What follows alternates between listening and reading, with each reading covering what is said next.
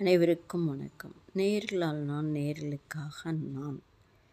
Vs ரோமா. அதாவது அவிநாசி லிங்கேஸ்வரர் கோவிலை பற்றி பார்க்கலாம். இது திருப்பூர் மாவட்டம், அந்த அவிநாசி இருப்பது.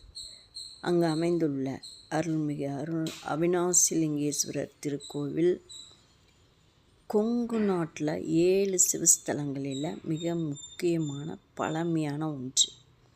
இக்கோவில் தேவார பாடல் பெற்ற 276 சிவாலயங்களில் ஒன்றாக புகழ்பெற்றது. அதாவது இக்கோவிலின் சிறப்பம்சம், அதாவது வரலாறு என்னன்னா, முதலை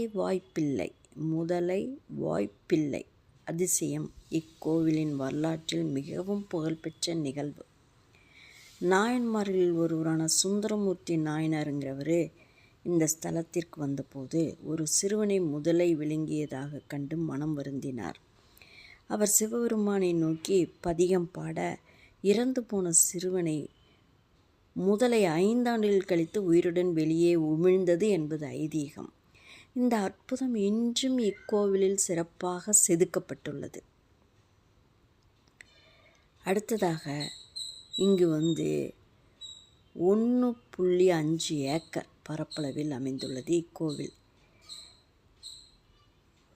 இது மிகவும் சிறப்பு பெற்றது. இந்த ஈஸ்வரன் கோவில் வெளியூரிலிருந்து வருபவர்கள் இங்கு சென்று வழிபட்டுவிட்டு செல்வார்.